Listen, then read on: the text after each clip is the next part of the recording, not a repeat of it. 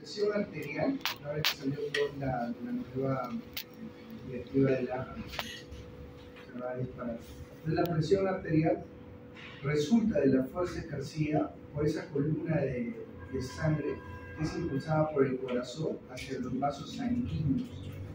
La fuerza contra la pared del arterial es la presión sanguínea y la resistencia opuesta por la pared del anillo de la tensión arterial. Entonces, sale eyectada la sangre del cuerpo. A ver, ¿qué podemos imaginar lo que ocurre, no?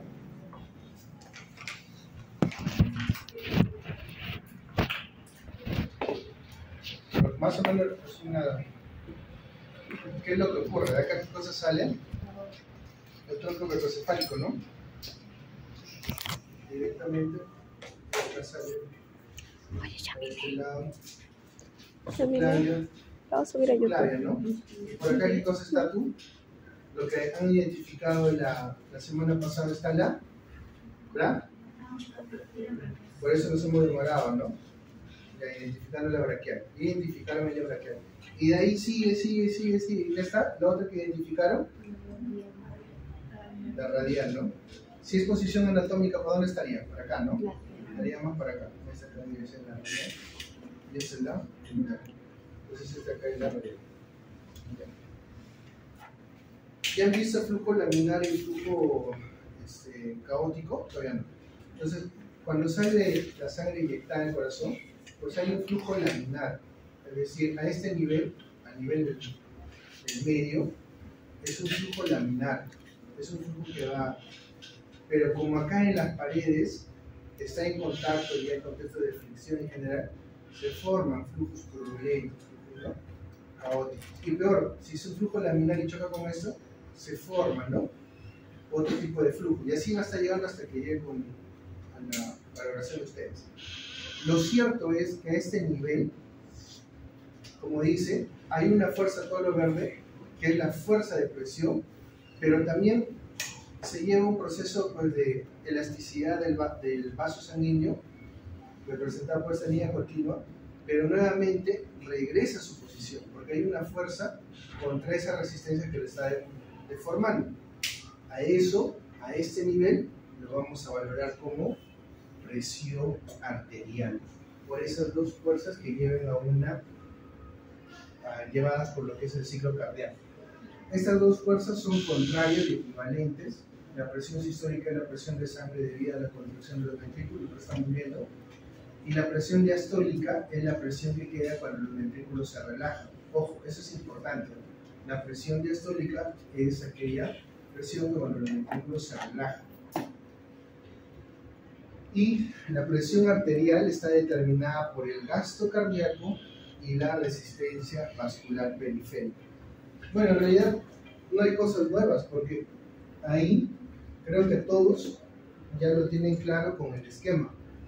¿Qué dice? Que la presión arterial está determinada por el gasto cardíaco y la resistencia vascular periférica. Y es verdad, ¿no? La presión arterial está determinada por el gasto, o sea, la contracción que va, y la resistencia que van a generar de este nivel, porque acá lo vas a medir, es la resistencia vascular, la resistencia de los vasos. Entonces, igual, acá hay un análisis que tienen que hacer. ¿A qué es igual la presión arterial?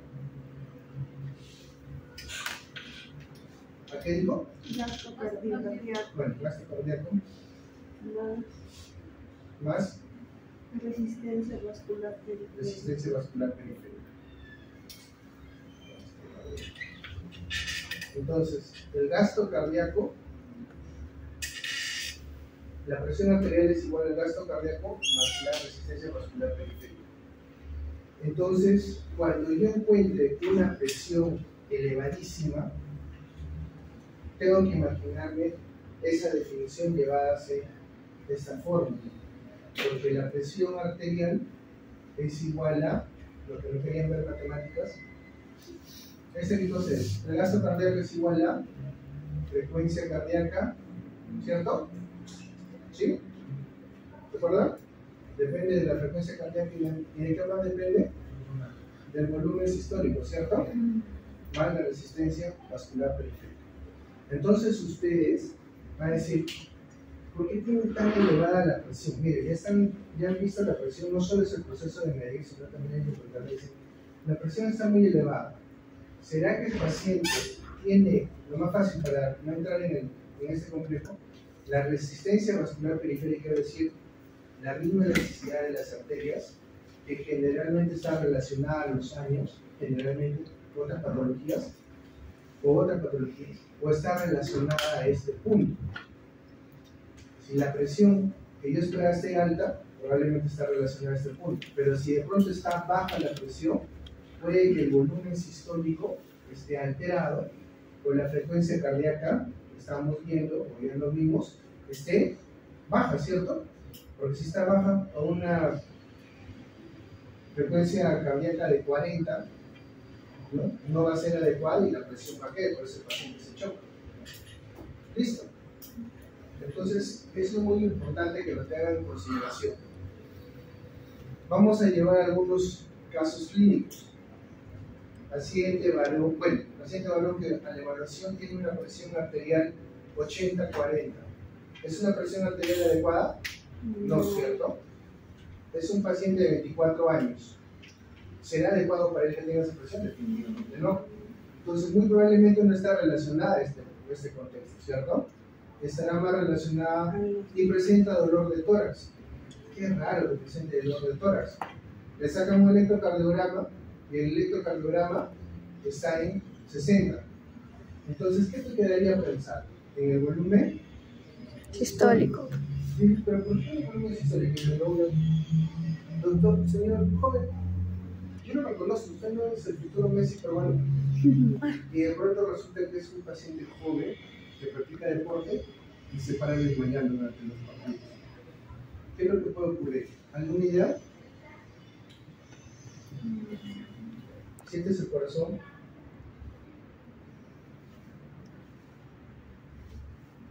¿Qué ventrículo es el que se encuentra más desarrollado en la pared muscular? ¿El derecho o el izquierdo? El izquierdo. Si este es un poco más que el izquierdo, ¿no? Más que el derecho. Y así este es el volumen sistólico que inyecta un joven a su edad. Cuando hay y eso lo van a ver en clínica médica, pues, es una cardiopatía hipertrófica. ¿Qué quiere decir? Que ya no es así su corazón, sino que es un poco más hipertrófico. Entonces, este volumen sistólico va a ser mucho menor que el volumen anterior. Entonces, imaginas este joven que por sí necesita una frecuencia cardíaca alta por el partido, pero su volumen sistólico no es adecuado. Cuando está jugando, la presión se va a caer y se va a desplomar. Entonces, cuando valore todos los casos clínicos que puedan tener, obviamente no así a la maldad le van a preguntar los exámenes, pero hay que tratar de asociarlo a cada uno de estos contextos. Entonces, eso es lo que ustedes están midiendo, y lo vamos a hacer en la práctica, la presión arterial. Ya se imaginarán, o es por la frecuencia cardíaca, o es por el volumen sistólico, o es por la resistencia vascular periférica. Obviamente no lo vamos a llevar hasta ese estrés, porque si no la presión arterial se les va a elevar para el examen, pero es para que lo vayan asociando para los diferentes contextos. Entonces, el corazón expulsa toda la sangre que fluye hacia él sin crear estancamiento sanguíneo excesivo en los vasos. Esto ocurre dentro de los límites fisiológicos. Entonces, es más o menos lo que hemos explicado en el contexto de la sístole y la diástole, y vamos a hablar algunas cosas para la práctica, que es el esfingomanómetros. Los esfingomanómetros constan de un manguito con una bolsa de goma comunicada con un sistema de medición de forma rectangular. Hay varias formas, hay tres tipos, ¿no? Uno que está a base de aire, otro que está a base de mercurio, lamentablemente es ahora, y otro que son los electrónicos. Entonces, estos dispositivos van a insuflar o van a inflarse cuando tú estás iniciando ahí a presión en el manguito, y van a ejercer presión, pero ojo, es sobre una arteria susceptible de colapsar. Y como la semana pasada todos ustedes han identificado la braquial y la radial, se les va a hacer más fácil la identificación de estos contextos. Está forrada con una funda de mayor longitud, de modo que sea posible rodear el perímetro del brazo y fijarlas. Las presiones se registran en una escala que puede ser de mercurio, aneroide o digital. Son los tres tipos de fingómetros. El brazalete debe ser de un tamaño proporcional a la longitud. Cuando les hagan pisar el palito y te digan, doctor, tómale la presión arterial y de pronto te dan pues, una figura para un paciente de 110 kilos, no lo vas a hacer porque tienes que identificar que el dispositivo, el brazalete, sea para un paciente adulto. Lo vamos a ver en la práctica. Ahí hay información donde dice esto es para un paciente adulto, para un paciente pediátrico, un paciente neonato. O sea, hay diferentes tipos de brazaletes y sobre todo hay una línea muy importante que te indica a ese nivel para colocarla en la arteria. Es decir, esa parte tiene que estar adherida cuando tú palpaste la arteria, que lo coloques en el hospital. El brazalete debe ser un tamaño proporcional a la longitud y grosor de la extremidad, ya que se aconseja que la bolsa de goma cubra al menos 80% de la circunferencia del brazo. No es esa que parece en la camisa del trailero, así que está, pero así, sino tiene que cubrir todo, tiene que estar así cubierta, ¿ok? Por lo menos un 80%. Entonces, esos son los tres tipos generalmente involucrados en el manejo del paciente. Unas más de uso hospitalario que otras, por diferentes contextos relacionados a lo que te voy a comentar. ¿Alguien tiene uno de estos dispositivos? Sí. Ya. Entonces, De mi abuelita. a nosotros en la clase que nos estamos enfocando en ser lo más precisos posible, ¿cierto? Entonces, si tú tuvieras que decir a la universidad, oye, cómprame un fingómetro con práctica, ¿cuál de estos lo pedirías? El primero. ¿Cuál? Ahora que estamos con el día, ¿qué le vas a pedir? ¿Cuáles son las ventajas del digital? ¿Cuáles son las desventajas? ¿Ventajas? ¿De qué? ¿Exacto? Es más fácil Transportable. Ajá, más fácil. Transportable. Rápido. La lectura. No discrimina. ¿Qué más? Tal vez barato. ¿No? Y es muy práctico para el paciente, ¿no? Porque él se lo coloca y se hace la revisión. Pero ¿cuál es uno de los problemas más grandes? Que casi va igual con la de la capacidad. Rápido. Pesca, la calibración. Entonces, cada vez que los pacientes vienen o los traen las ambulancias, señor, ¿por qué no trajo? Y ustedes están ahí, señor, pero su presión está bien. ¿Por qué viene? Por presión alta. ¿Cuánto está? Lo que pasa, doctor, es que yo estaba en mi casa y me agarré mi aparatito y de pronto a las 6 de la tarde, 170, 100, y de pronto dije, no, voy a tomar un café, de pronto lo tomé, mira, voy a tomar una medicación. Después de 2 horas, pensé que iba a bajar, pero primero de nuevo yo estaba a 200, doctor, yo estoy viendo. Doctor, pero está normal. Usted no sabe medir la presión. Llama a un cardiólogo. El cardiólogo viene, incluso le dicen, no, ¿cuánto le dijo el interno? 110. Bueno, tiene 100. Pero no, ¿cómo es posible? No puede ser. Entonces, ¿qué pasa? ¿Con qué se medido? ¿La ha medido en un hospital? Yo tengo un aparatito. ¿Su aparatito? Sí. ¿Y de quién es su aparatito? De mi abuelita.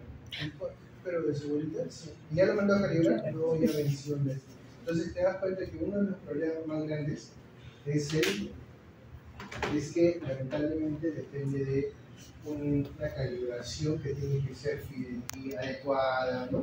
Tiene que ser regular en la calibración.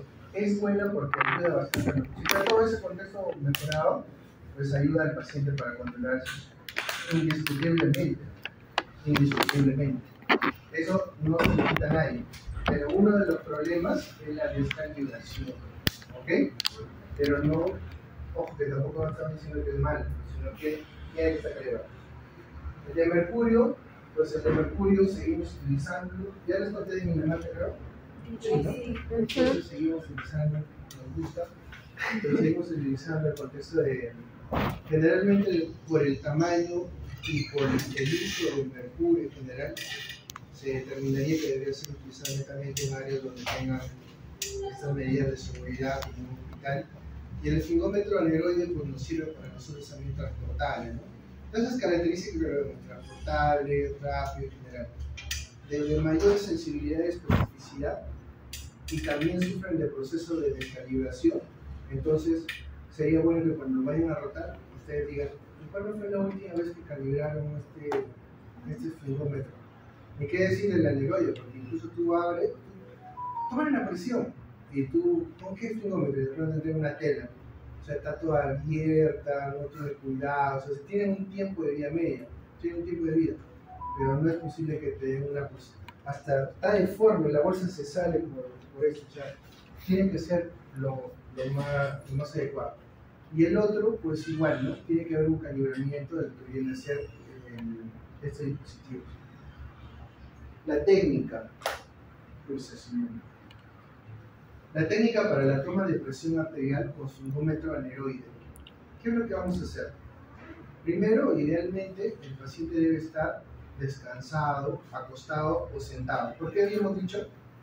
Porque hay variaciones, ¿no? Entonces, un montón de variaciones. Tienen que ubicar el brazo apoyado en su cama, en su mesa o en una posición supina.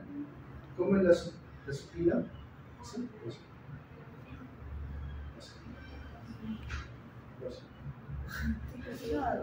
Ya, el de súplica, ¿no? Entonces tiene que ser en una posición súplica. Pero mire, colocar el tensiómetro en una mesa cercana de manera que la escala sea encima. Es decir, tiene que estar casi adecuada para tu tamaño. Por eso esas las de mercurio tienen un parámetro que debería estar a la altura. Y en las clínicas está pegada a la pared. Y no está pegada así a donde quieren, sino lo han colocado a una altura adecuada para que todos puedan verlo a ese nivel. ¿Cómo toma la presión arterial en otro sitio? Y el lector está ahí. Entonces, esas conductas que alguna vez se han realizado, porque también este es un procedimiento y es un curso que nos lleva en muchas universidades, pues nos evitan a generar errores. Fijamos el brazalete alrededor del brazo, una vez visualizado de que es para el paciente, previa selección del manguito de tamaño adecuado. No se olviden, les pueden colocar en un examen práctico diferentes manguitos. Van a estar midiendo con el manguito del niño a un adulto. Entonces, tienen que darlo. Con el borde inferior, 2.5 centímetros de la articulación del codo. Si este es el bíceps del nadador de las Olimpiadas,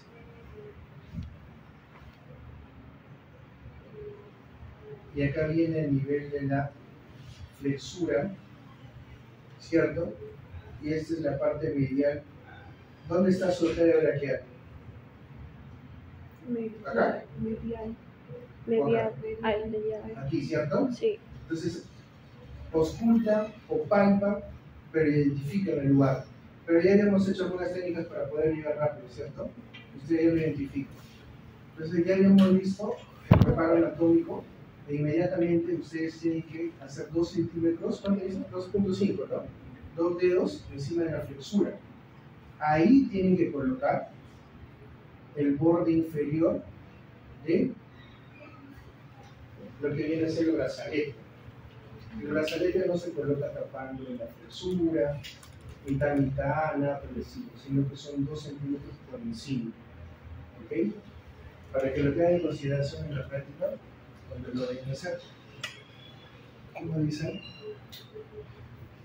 Por encima de la articulación del codo, a la altura que corresponda a la del corazón. Si tú lo haces a ese nivel, ¿a qué altura está? Al corazón, ¿no? Y evitando excesiva presión del brazo, no es asfixiando el brazo, sino es sutilmente, como lo van a hacer, se le hace la cobertura. Palpas, y acá viene sobre